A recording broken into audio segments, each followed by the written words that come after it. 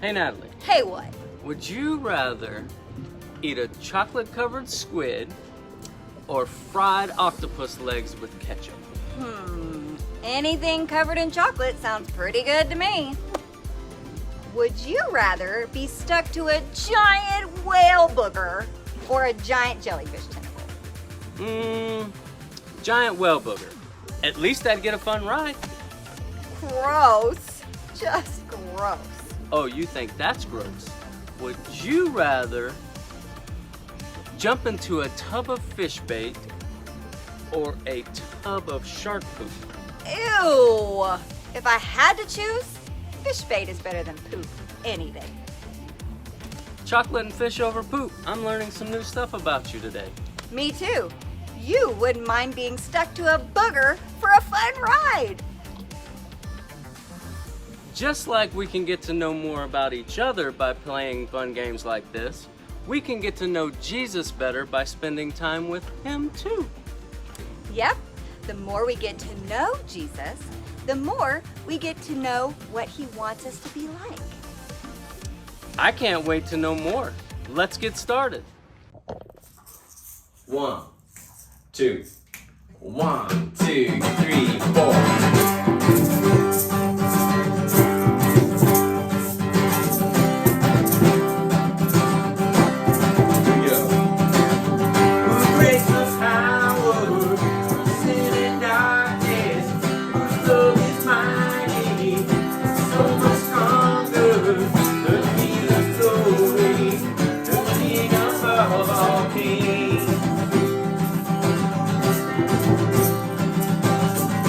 Shakes the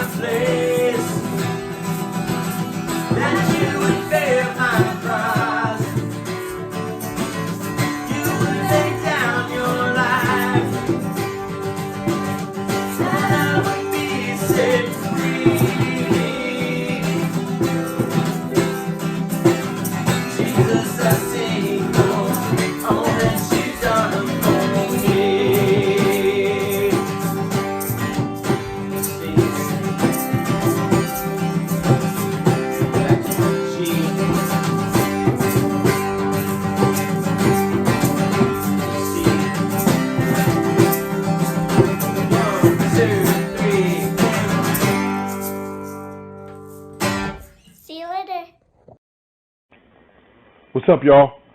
Hey, I miss you guys.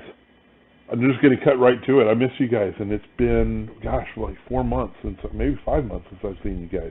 Last time I saw you, it was right before spring break and right before we all got locked in our houses for what seems like an eternity at this point. Holy moly. I don't know if you guys are getting ready to go back to school and be in class or still do the online thing and study at home, or if you're homeschooled all the time. I don't know what that looks like for you. But I'm ready to go back to church. I'll tell you that. I miss you guys. I miss the hugs. I miss the high fives. I miss y'all. But I was looking through the lesson earlier today, and I was praying. I was like, okay, God, what do you have for me? Because a couple weeks ago, Brian, he brought a pretty strong word talking about fishing for the men, right? Being fishers of men. Sorry, and what that looks like, and what we're called to do with that, right? And then Brooke brought the message on walking on water, and when Jesus called Peter out of the boat, right? And Peter was walking on water. And then Angel, she was talking about washing feet and how Jesus put himself at the bottom of everybody, serving us. And how he picked the dirtiest of dirty jobs just to show that it's us that he loves us. He's pretty amazing. And so today, I'm going to read you guys a story, and I'm going to read straight from the Bible. I love reading from the Bible. I've got a little acronym for it, right? BIBLE, Basic Instructions Before Leaving Earth. I believe that everything that we need to know really is in this book. So in Luke 22, we're going to start in verse 54. Then seizing him. That's when the guards grabbed Jesus, right, and they were taking him. And then seizing him, they led him away and took him into the house of the high priest. Peter followed at a distance. He was right there when he got taken. But when they had kindled a fire in the middle of the courtyard and had sat down together, Peter sat down with them. And this is a whole group of people, right, watching all of this go down, watching them take Jesus and take him away and do the interrogation, right? A servant girl saw Peter seated there in the firelight. She looked at him closely and said, "That man was with him." But Peter denied it. "Woman, I don't know him. I don't know that guy. There's no way." And a little bit later, somebody else saw Peter and said, "You also are one of them. You really are. Yeah, you're one of those guys." And Peter said, "Man, I am not one of those guys." And about an hour later, another asserted, "Certainly this guy was with him, for he is a Galilean. You guys are from the same place, and there aren't that many of you here. I know you have to know Jesus." And Peter replied, "Man, I don't know what you're talking about." And just as he was speaking, the rooster crowed. The Lord turned. Jesus could see Peter. He knew exactly where Peter was at, and the rooster crowed, and he turned and he said, "Phew," and looked at him. And when he looked at him, Peter remembered the word that the Lord had spoken to him. He had said, "Before the rooster crows today, you will disown me 3 times." And Peter remembered what God had said. He remembered what Jesus had said the night before at dinner. And went outside and he started crying because he knew he had betrayed his absolute best friend, his Lord. The guy that he had chased for 3 years, watching Jesus perform miracles. He watched him heal people. He watched him feed thousands of people with just a couple fish and loaves of bread. He watched him raise Lazarus from the dead, y'all. He watched God work physically. With his own eyes, he had seen it. And he still denied Jesus because he was scared to be associated with him. Sometimes sticking up for Jesus it's a bold thing, right? It's hard. It is what it is, y'all. Either you're going to follow him and you're going to chase him, or you're not. But you got to know who you are, right? You got to know who you are to be able to chase him. And even in spite of all that stuff, Peter knew who he was. He knew who he was in Jesus, right? Because years ago, Jesus had looked at Simon at the time. Peter's name was Simon, and he said, "Your name is now Peter," because Peter means the rock. Peter the rock. Your name is now the rock on which I will build the church. Right? And when you think back to that time frame, all of the strong buildings were built with stone, right? And the very first stone that's placed is called the cornerstone, right? And he was saying, and that's, you are the cornerstone. You are the rock on which I'm going to build my church. Peter had a pivotal moment in history, in your salvation, right? He had a pivotal moment on, do you go to heaven or not?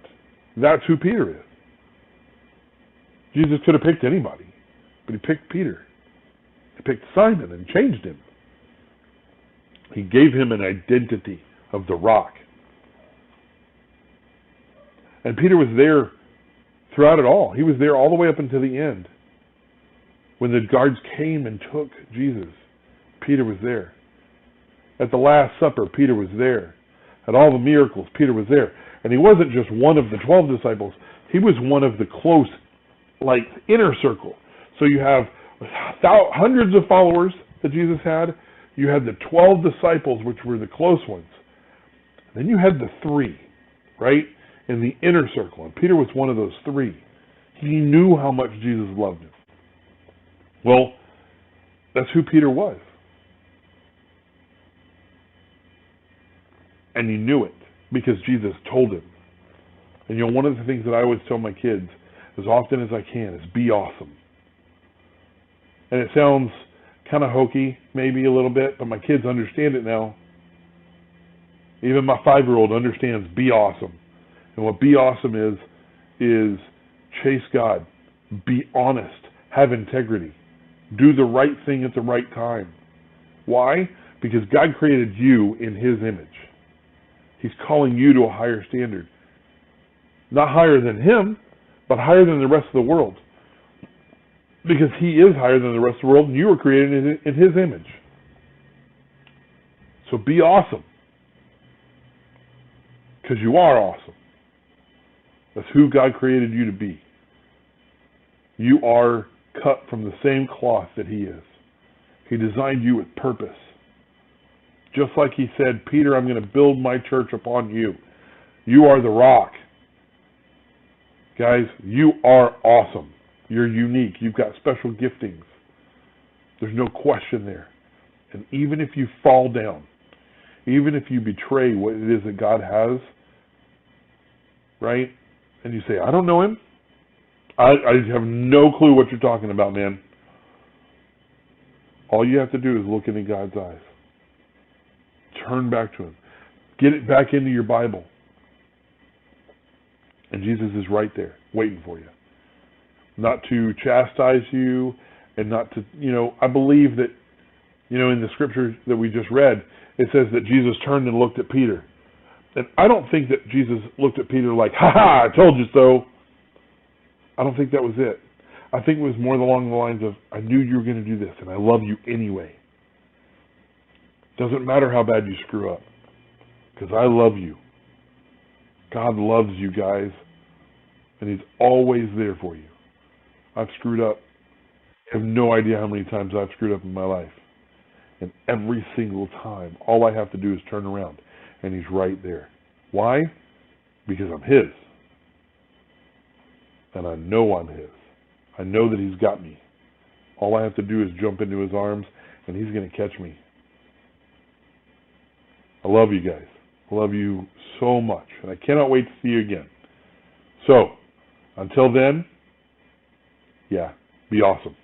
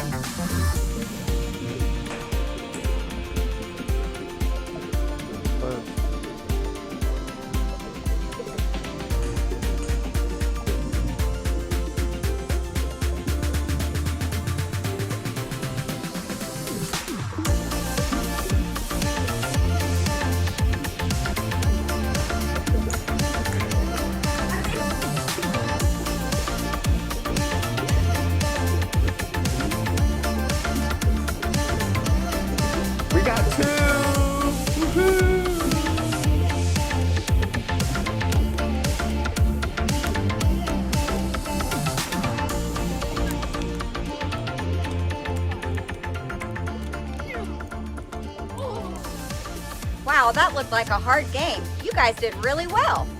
The winner of this week's family game battle is the Vicnair family.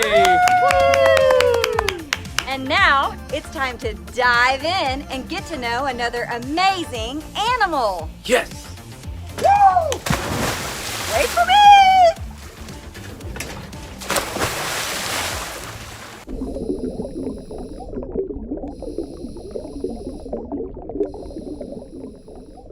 Green sea turtles can live to be up to 100 years old and can weigh up to 700 pounds. They live off the coastlines of more than 80 different countries. They seem to be just as interested in us as we are of them. They mostly eat plants like seaweed and seagrass. They come to the surface to breathe air, and they can hold their breath for up to 5 hours. In fact, the colder the water is, the longer they can stay under the water. God gave them a body to be powerful swimmers. They have a hard shell for protection, but they can't hide in their shells like smaller turtles can. They have flat flippers and a streamlined body to be able to swim long distances. Some have been known to swim 1,600 miles. That's a really long way. Green sea turtles spend most of their lives underwater, but when it's time to have their babies, they lay their eggs on the beach. God gave them such a great memory that they will go back to the same beach where they were born as babies to lay their eggs when they're adults. How cool! I could watch those turtles for hours. They are pretty cool, and they have a better memory than I do. Speaking of memory, let's work on our memory verse. Come and follow me, Jesus said. I will send you out and fish for people. Mark 1:17. Wow, I learned a lot today. Me too. Like even when I mess up and do things I'm not supposed to, Jesus still loves me and he forgives me too. Yep. And just like there are lots of ways we can know more about the creatures that live underwater, there are lots of ways we can get to know Jesus too. And knowing more about him helps us to follow him. I can't wait until next week when we get to learn even more. Until then, see you guys later. Bye. Bye. Thanks for joining us. See you next time.